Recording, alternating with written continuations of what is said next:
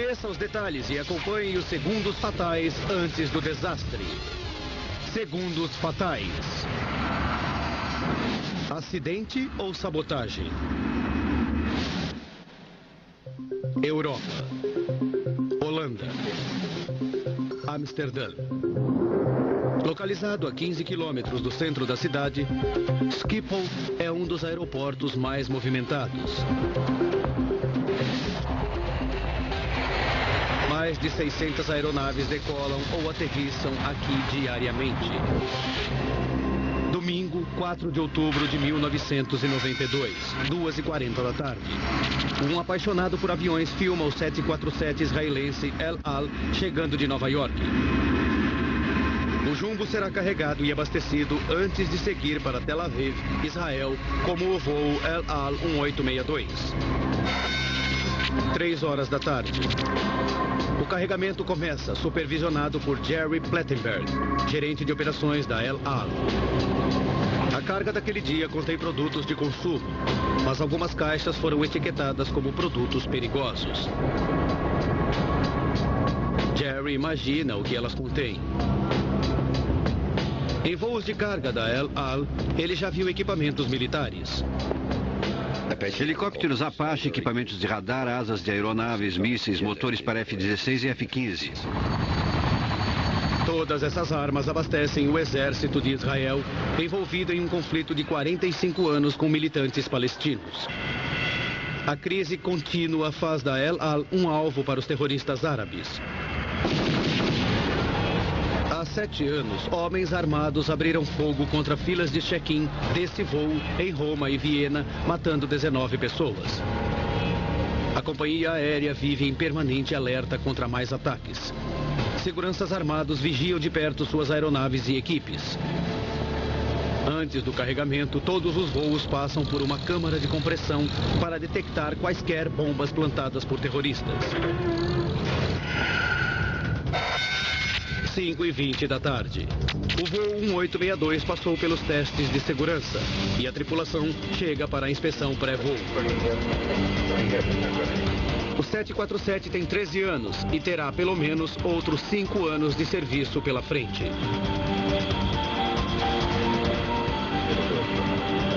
O capitão Itzhak Fuchs, 59 anos, é o comandante.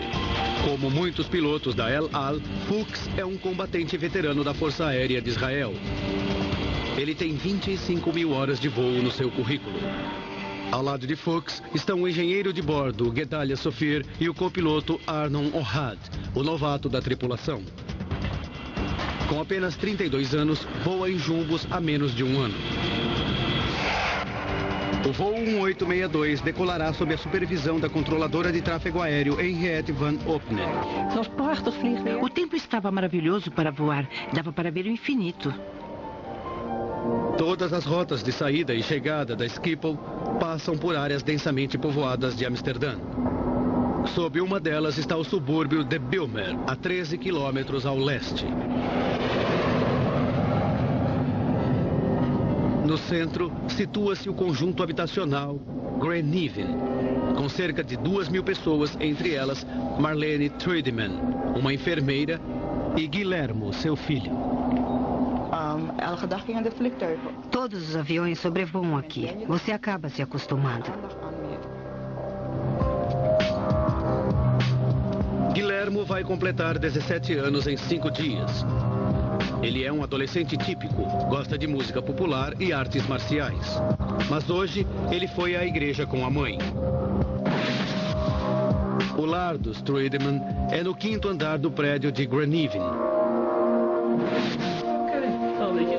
Marlene e o marido Stanley são do Suriname, antiga colônia holandesa na América do Sul. Graciela, sua filha de 14 anos, uma garota popular, vai muito bem na escola. Sempre sorrindo, sempre feliz. Sempre ajudando os outros.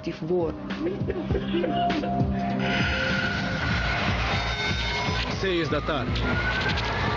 Na pista 1 de Schiphol, o capitão Fuchs liga os 4 motores Pratt & Whitney. Câmbio, aguardando, pronto para taxiar. Ele passa o comando ao copiloto Arnon Ohad para que ele ganhe experiência no 747.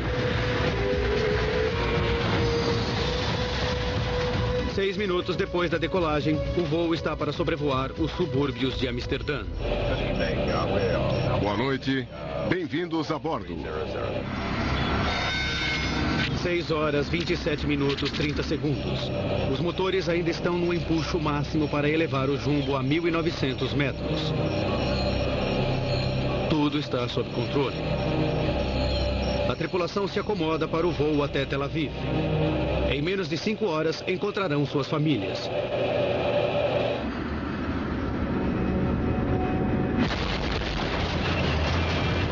De repente, um terrível solavanco sacode o avião. Ele começa a perder altitude e rola violentamente para a direita. Fuchs, o piloto veterano, assume os controles. Pode deixar. Ele luta para estabilizar o jumbo. Se ele falhar, a aeronave vai cair em parafuso. Mayday, Mayday, emergência. 30 segundos depois, o capitão Fuchs consegue restabelecer a estabilidade do voo. O engenheiro de bordo examina os painéis de controle desesperadamente para descobrir o que aconteceu. Segundos depois, outro abalo. Os instrumentos mostram que os 2 motores da asa direita estão inoperantes. É o pesadelo de um piloto. O capitão Fuchs precisa voltar a Schiphol para um pouso de emergência e rápido. Ele avisa o copiloto que ele precisa da pista mais longa. Pedido para aterrissar na 27. O controle de tráfego libera o jumbo para voltar ao aeroporto. Nesse caso, retorne a 360. Câmbio.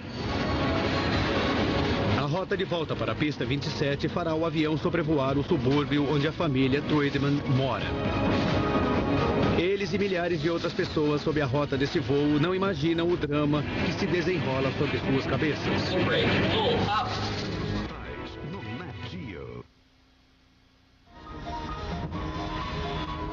O El Al 1862, um 747 com a carga máxima, está muito avariado e perdendo altura rapidamente. LR 1862, Mayday, Mayday, temos uma emergência. 6:30 da noite. Equipes de bombeiros se posicionam no aeroporto Schiphol, onde o jumbo chegará em menos de 10 minutos.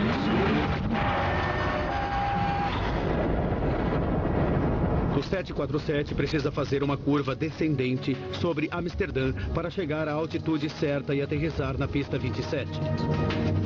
Na aproximação, ele sobrevoará os prédios Greyneven, onde a família Trudeman mora. Marlene e Stanley decidem visitar um amigo da vizinhança. Eles avisam os filhos Guillermo e Graciela que voltarão logo.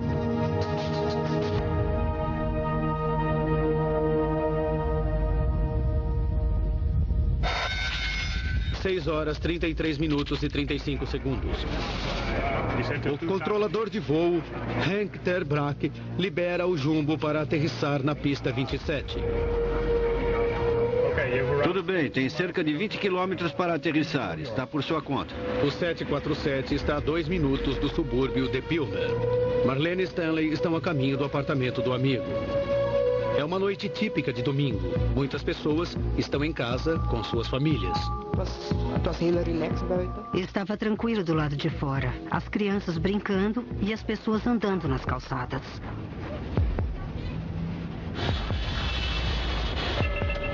Nesse momento, quando o capitão Fuchs levanta o nariz do avião para o pouso, a aeronave volta a rolar para a direita. Ele força o leme para a direita, mas o avião mal responde. O copiloto alerta Schiphol. Temos problemas nos controles. Os controles também? Câmbio. A notícia assusta ter Braak. Imediatamente ele contata a colega Henriette van Opnen. Henk me informou pelo interfone que o problema era muito grave. 90 segundos depois, Fuchs ainda tenta controlar a rolagem, mas as coisas pioram e o jumbo perde altura rapidamente. Eles estão a segundos do subúrbio Wilmer. Aqui, sem imaginar o perigo iminente, Marlene e Stanley se aproximam do apartamento do amigo. Guilherme e Graciela descansam em casa. 4 andares acima, no outro extremo do prédio, André Voss, de 31 anos, ouve um barulho ensurdecedor de motores. Eu descreveria o barulho como muito alto, chegando a ser ensurdecedor. De repente, a rolagem aumenta para um ângulo de 90 graus. E o jumbo cai em parafuso sobre The Bill. Levante os flaps. Baixe o trem de pouso. Estamos caindo. O barulho agora é ensurdecedor. André pega o telefone para chamadas de emergências. Segundos depois, o pesadelo se realiza a poucos metros da sua casa. Eu vi o trem de pouso passando pouco acima da minha varanda. Marlene e Stanley chegam ao apartamento do amigo. Morando no 10º andar, o bancário Rinus de Haan, de 36 anos, prepara-se para jantar. Um miado do seu gato o leva até a varanda. Ele fica paralisado com o que vê. O jumbo caía na direção do seu prédio. Vi minha vida passar num flash, da infância até aquele momento. Então pensei, acabou.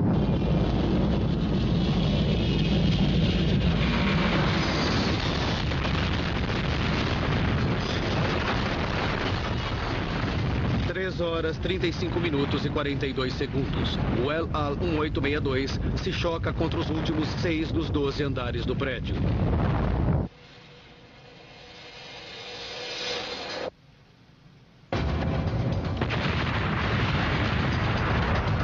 Ouvi um enorme estrondo. Era como uma porta batendo, como uma pancada. O impacto deixa Rinus inconsciente.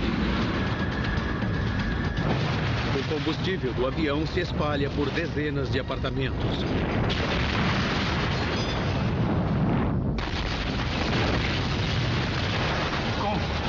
O barulho do acidente vinha da direção da casa de Marlene e Stanley, onde tinham deixado os filhos havia minutos.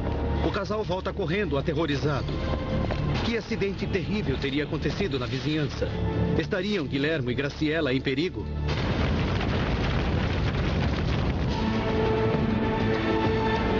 O El Al 1862, um 747 cargueiro, mergulha até o 6º andar de um conjunto habitacional em Amsterdã.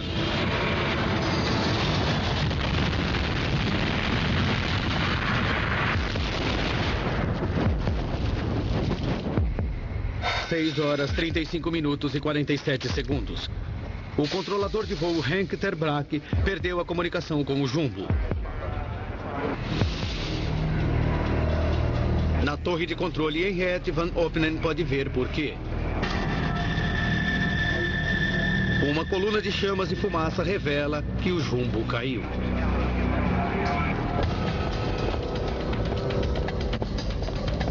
Marlene e Stanley Truidman correm para casa. De repente, através das árvores, eles veem uma parede em chamas. Stan falou, Marlene, é a nossa casa. E eu respondi, é impossível. Então gritou, Marlene, nossos filhos, nossos filhos. E ficou gritando.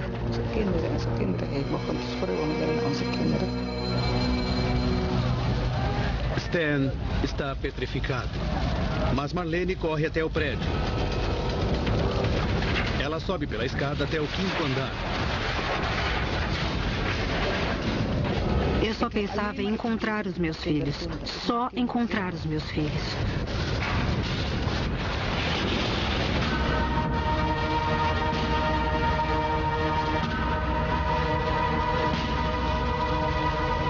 No exato local do seu apartamento, ela se deparou com um abismo. Um buraco em chamas. Não acreditei que minha casa sumira. Fiquei parada, achando que estava sonhando. Guilhermo!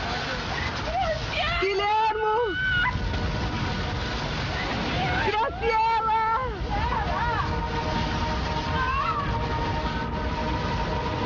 Marlene Marlene chega a imaginar que Guilhermo, de 16 anos, e Graciela, de 14, teriam ouvido o barulho e conseguiram fugir. Ela começa uma busca frenética por eles.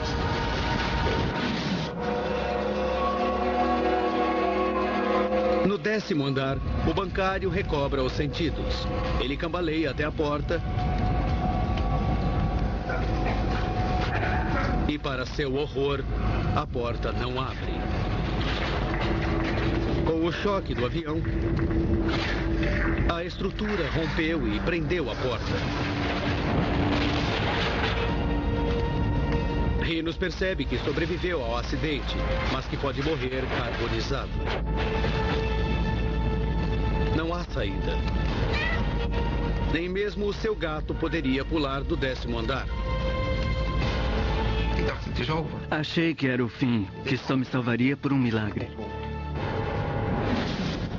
O apartamento de André Boss, a 200 metros, escapou do impacto.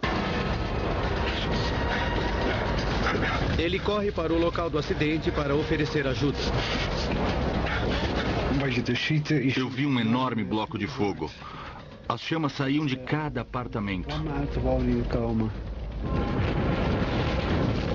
André sabe que é possível que centenas de feridos morram antes da chegada dos bombeiros. Sem pensar na própria segurança, ele arromba portas trancadas.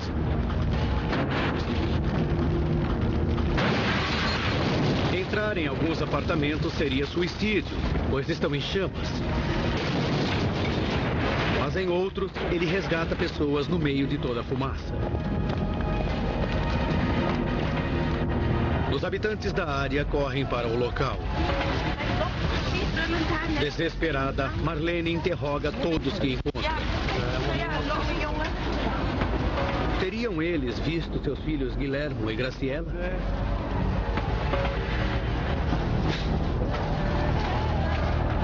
Ainda encurralado no apartamento do 10º andar, Rinos sente a temperatura subir com o aumento das chamas do lado de fora. Naquele momento, a temperatura era de 58 graus centígrados. Eu me esvaía em suor. Na expectativa de poucos minutos de vida, Rinos nada pode fazer, exceto rezar para que ele e o gato sejam resgatados.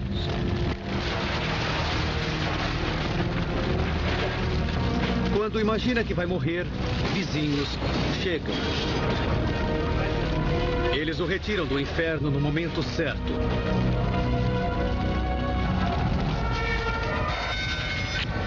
Às 6h40 da noite. Menos de 5 minutos depois do acidente, o primeiro de 16 caminhões de bombeiros de Amsterdã chega ao local. Vizinhos corajosos já haviam resgatado vários sobreviventes. Agora os bombeiros assumem a operação de resgate e enfrentam o inferno. Jornalistas cobrem o acidente, enquanto paramédicos cuidam dos feridos.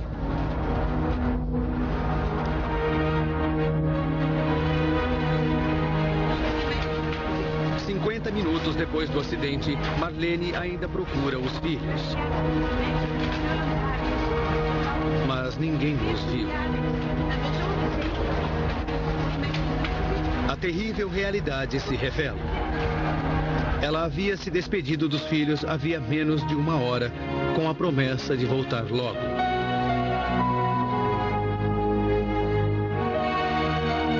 A esperança de encontrá-los vivos está diminuindo. Naquele momento, senti como se tivesse morrido. Me senti morta por dentro. Por que isso tinha de acontecer? Por que meus filhos tinham de morrer?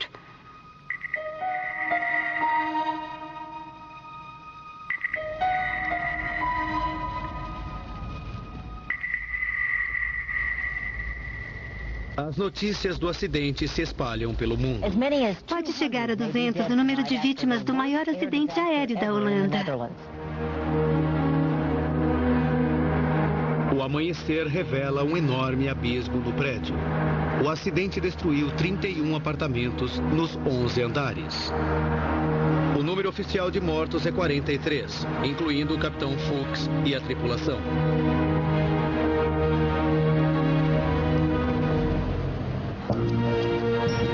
A Aviation Safety Board da Holanda mobiliza 8 investigadores.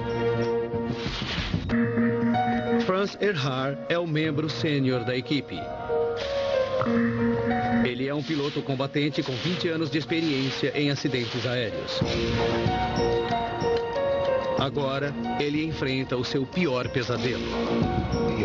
Nunca esperamos que isso acontecesse, mas aconteceu. Um avião enorme caiu numa área residencial, deixando muitas vítimas.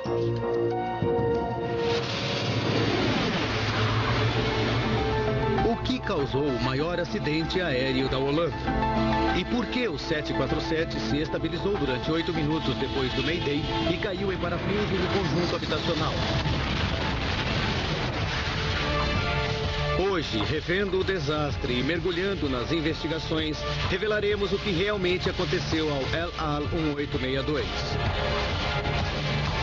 Uma simulação avançada de computador nos levará para onde nenhuma câmera pode ir, o coração da zona do desastre. Ehrhart verifica as gravações da torre de controle no Schiphol. Elas revelam que o copiloto relatou perda de força nos 2 motores da asa direita. Motores 3 e 4 inoperantes.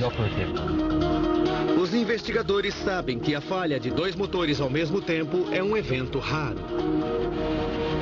A equipe começa a suspeitar de um motivo mais sinistro para a perda do avião israelense.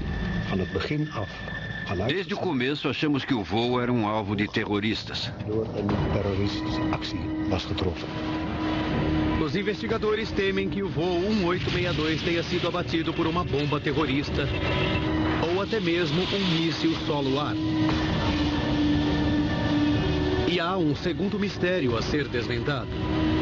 Se o jumbo foi atingido por um míssil, por que ficou no ar durante 8 minutos antes de cair? Razão de descida excessiva, puxe para cima.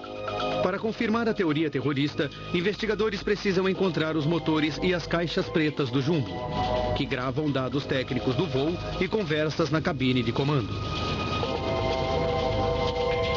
Essa é uma tarefa assustadora. Mesmo que sobrevivessem à queda e à temperatura de 1.100 graus centígrados, todos morreriam soterrados pelos escombros. O avião se partiu em tantos pedaços que não sabíamos por onde começar. Na manhã seguinte, equipes de busca vasculham a montanha de escombros. Os investigadores sabem que a espera por pistas pode ser longa. Surge então um dado inesperado. Um policial fora de serviço revela que viu quando o voo 1862 entrou no espaço aéreo de Amsterdã. O que ele conta aos investigadores é uma pista nova e eletrizante. Os investigadores não têm indícios concretos que expliquem por que o El Al 1862 se chocou contra o conjunto habitacional em Amsterdã.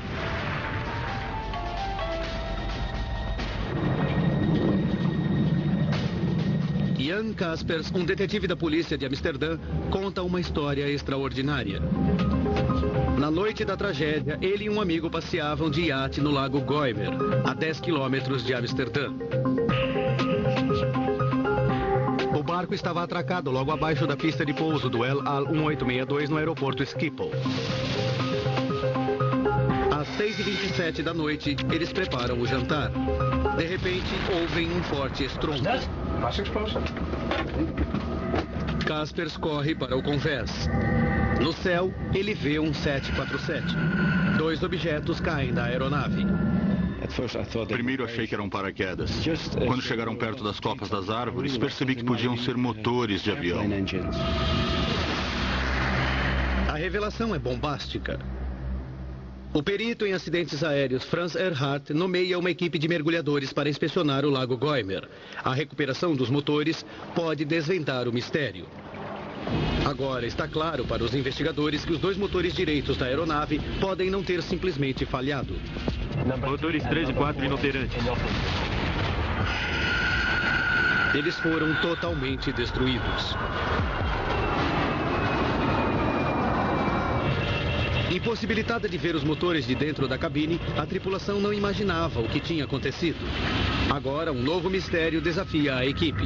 O que poderia acabar com 2 motores de 5 toneladas de um 747 ao mesmo tempo? A teoria de um míssil solo-ar ou bomba terrorista agora parece convincente. Para provar essa teoria, investigadores devem recuperar os motores do fundo do Lago Goymer e analisá-los em busca de pistas. Por incrível que pareça, poucas horas depois, um mergulhador é bafejado pela sorte. Ele avista um amontoado de destroços de avião. A equipe rapidamente identifica o motor externo da asa direita de um 747. E surge uma outra pista no solo próximo ao lago. Pedaços do bordo de ataque da mesma asa. É a primeira chance da equipe para descobrir por que os motores caíram. Os destroços são imediatamente levados ao laboratório. Cientistas limpam o motor e as partes da asa em busca de vestígios de produtos químicos usados em explosivos. Eles examinam as superfícies de metal para detectar minúsculos sinais deixados por fragmentos explosivos. 2 dias se passam e o resultado da análise é negativo. Investigadores não encontram indícios de explosão nem outra pista que explique o dano do motor.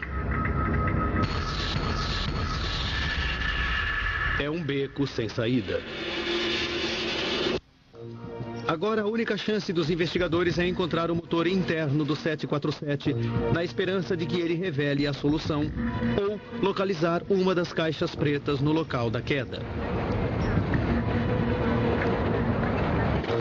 A Marinha holandesa une-se na busca do motor interno, disponibilizando barcos de salvamento, sonar e mais mergulhadores. 2 dias depois, nada foi encontrado. Os investigadores se preocupam porque a cada hora que passa, provas cruciais vão sumindo. Water zal echt corrosie aanbrengen op de brug. A água ia começar a corroer as partes, por isso tínhamos de encontrá-las o mais rápido possível. Motor terug te vinden. No local da queda, as notícias também não ajudam. Equipes de busca não encontram vestígios de nenhuma das caixas pretas. Para piorar as coisas, há um outro empecilho. Nas 24 horas que seguiram o acidente, o prefeito de Amsterdã mandou escavadoras limparem o local diante da pressão pública de recuperar os corpos o mais rápido possível. Earhart e sua equipe estão impotentes. A única opção é seguir os destroços até seu novo endereço, um depósito de lixo em Amsterdã. A tarefa parece inútil. Então, 3 dias depois, Earhart recebe uma ligação no seu escritório em Amsterdã. As notícias são boas. Alguém da sua equipe encontrou uma caixa preta do 747. Ficamos muito felizes. Finalmente avançaríamos na investigação. Essa caixa preta grava todos os dados técnicos da aeronave. Ela poderia conter a revelação de que tanto precisavam. Mas quando a abrem, a decepção é grande. A fita está partida em 4 pontos. E a informação dos últimos 2 minutos e meio é indecifrável. Eles a enviam a especialistas em Washington, nos Estados Unidos. As possibilidades são pequenas, mas é a única esperança. 11 dias após o acidente, a investigação não avançou. Os investigadores começam a se desesperar, mas de repente recebem boas notícias. Um mergulhador encontra o motor interno semi-enterrado na lama, ainda preso ao berço que o fixava à asa.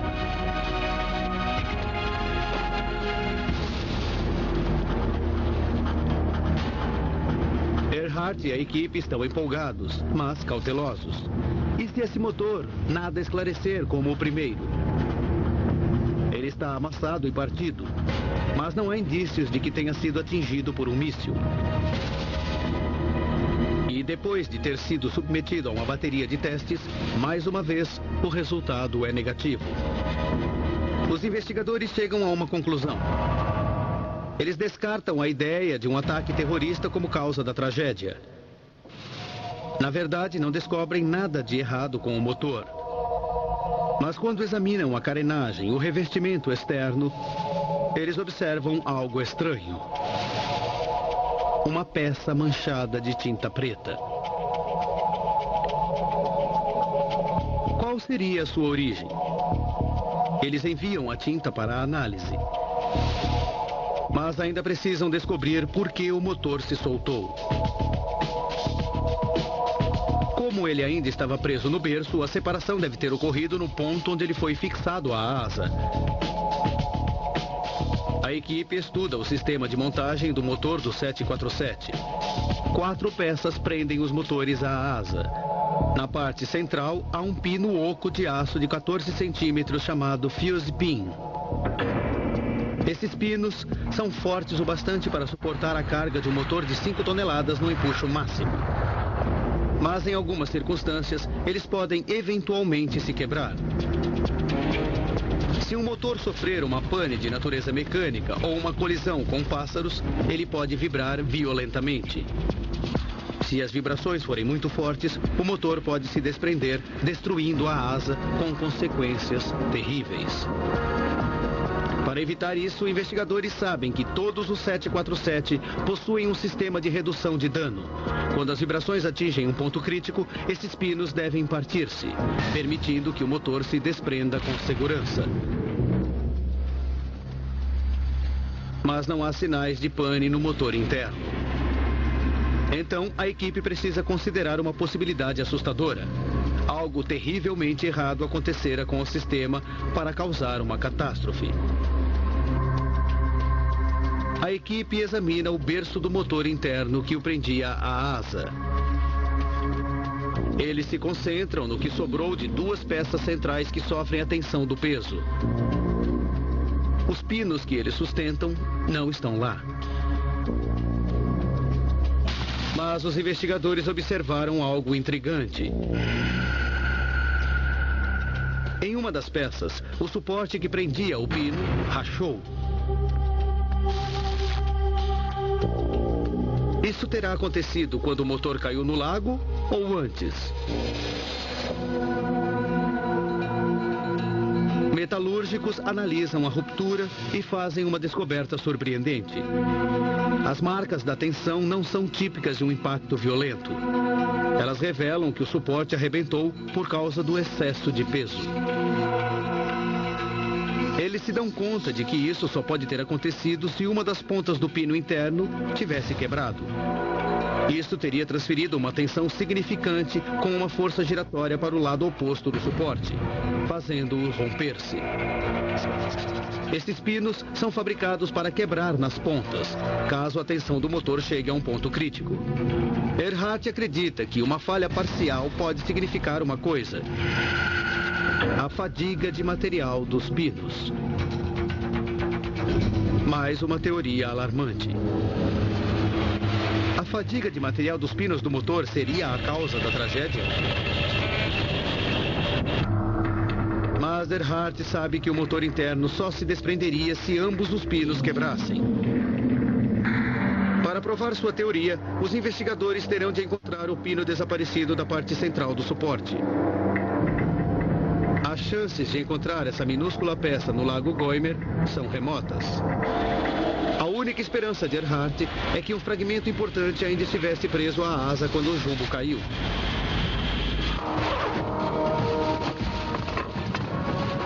Ele convoca mais de 20 empregados para uma busca no depósito de lixo onde estão os destroços do acidente. Ninguém tem muitas esperanças. O pino que sumiu tinha apenas 14 centímetros de comprimento e pode ter sido esmagado no impacto. Procurar as partes essenciais da estrutura da asa era como procurar agulha em um palheiro. Depois de 48 horas de busca, nada ainda fora encontrado.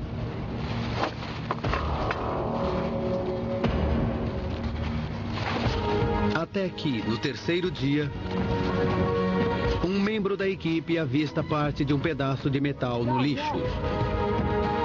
É a parte central da peça do motor interno que sumira. Por incrível que pareça, boa parte do pino ainda está dentro dela. Os investigadores sabem que essa pode ser a última chance de desvendar o mistério por trás do acidente. Eles começam a examinar o fragmento com um microscópio eletrônico. Tão logo o retiram do lixo. E encontram a resposta. Na parede do pino há uma rachadura de 4 milímetros de profundidade. De acordo com os padrões, há sinais clássicos de fadiga de material. Tudo começou com ranhuras na parte central do pino oco. É a descoberta que a equipe tanto se esforçou para conseguir. Eles já sabem que a fadiga de material causou a falha de 2 pinos centrais do motor interno. Agora, há provas indiscutíveis de que outro pino central também apresentou danos.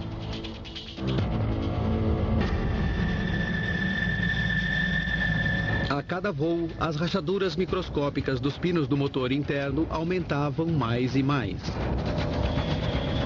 Em 4 de outubro de 1992, eles chegam a um ponto crítico. A 1.900 pés, na potência máxima de empuxo, os pinos se partem.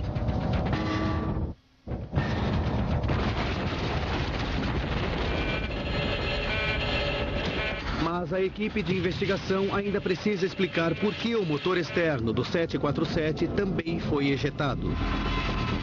É quase inaceitável que 2 séries de pinos tenham falhado ao mesmo tempo. Os resultados do teste das manchas de tinta na carenagem do motor interno são revelados.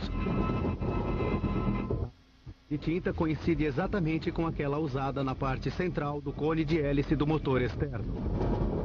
Eles se dão conta de que há apenas uma única explicação possível. O motor interno estava na potência máxima quando o avião subiu. Assim, ao se desprender, ele não caiu simplesmente. Foi ejetado para a frente. Poucos segundos depois, ele volta e atinge o motor externo, arrancando-o da asa. O impacto também arranca uma extensão de vários metros do bordo de ataque.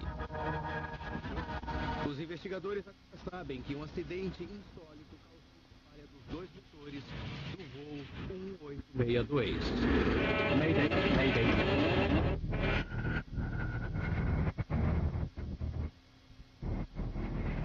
Eles alertam o fabricante Boeing, que imediatamente instrui as linhas aéreas que operam os 1747 em todo o mundo a inspecionar os pinos e substituir os que apresentarem defeitos.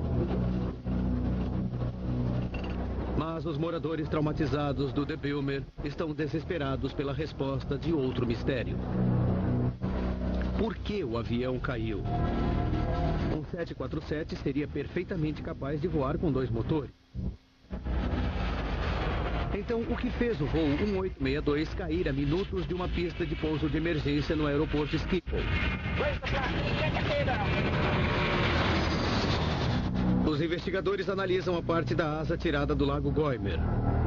Está claro que o dano reduziu a força de sustentação do avião.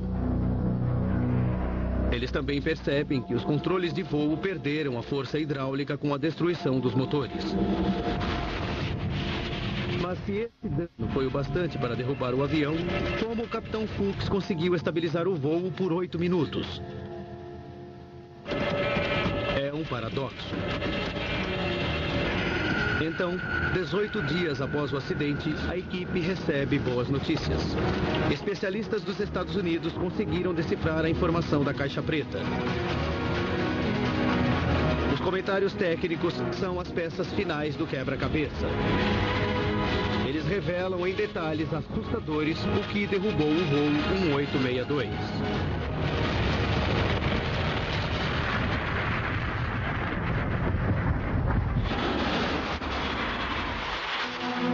Os investigadores sabem que a fadiga de material causou a ejeção de um motor do El Al 1862 e a destruição de outro.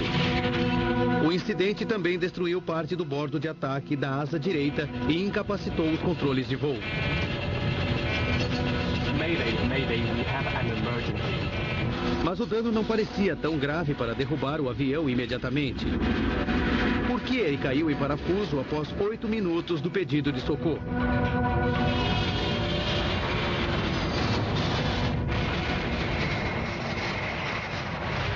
A equipe recorre ao piloto de teste e engenheiro aeronáutico Hit Tikelar para encontrar a resposta. Ele analisa milhares de comentários técnicos da caixa preta do 747. Depois de 8 meses de trabalho árduo, Tikelar tem uma noção dramática do que aconteceu no voo 1862. Pela primeira vez, ele consegue explicar a relação complexa entre a perda dos motores, da destruição da asa e dos danos dos controles. Ele descobre que, embora o avião avariado conseguisse voar, uma queda na tentativa de aterrissagem seria inevitável. A tripulação não teve opção.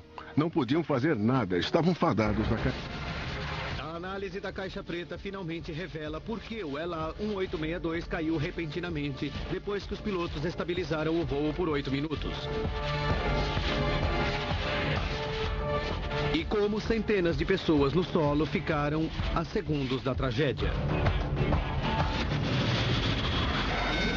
8 minutos para a tragédia.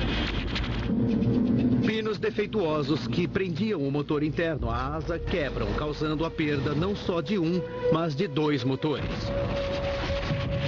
Essa catástrofe também danifica uma extensão de vários metros do bordo de ataque da asa, causando problemas no fluxo de ar.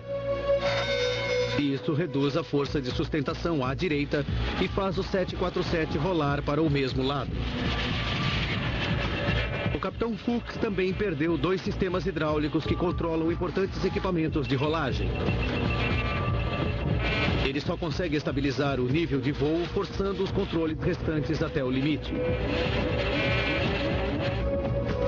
A análise da caixa preta revela que a velocidade de 280 nós é o segredo.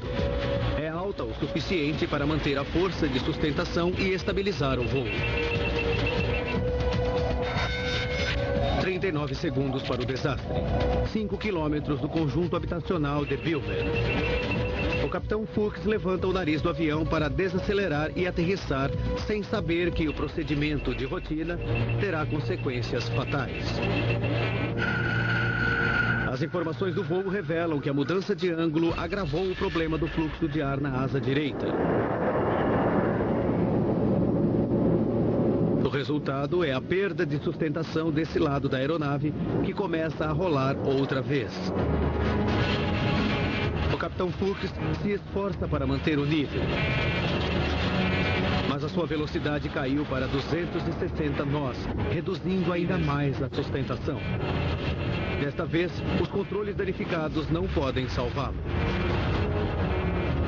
Problemas nos controles. 30 segundos para a tragédia. Quando a rolagem e a perda de altitude chegam a um ponto crítico, o jumbo de 338 toneladas mergulha em direção ao solo. Estamos caindo. Razão de descida excessiva, puxe para cima. O El Al 1862 cai de 760 metros de altura.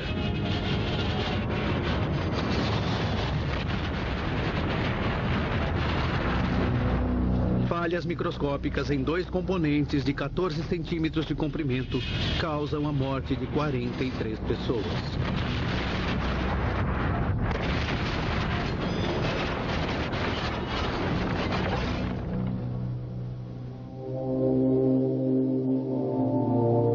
O serviço de resgate encontrou os corpos de Guilhermo, de 16 anos, e de Graciela, de 14, na manhã seguinte ao acidente, a poucos metros de sua casa.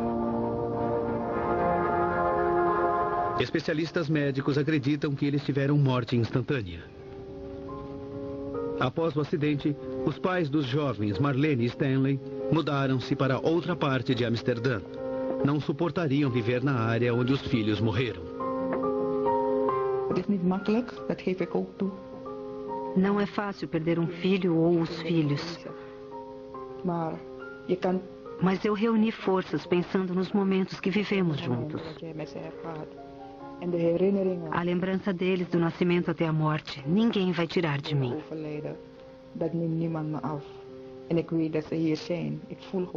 Sei que eles estão aqui. Sinto a presença deles.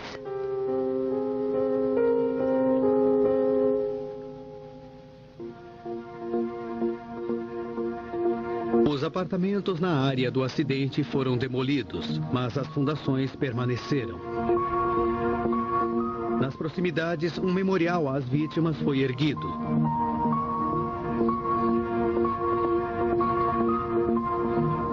Mas a tragédia também deixa um outro legado.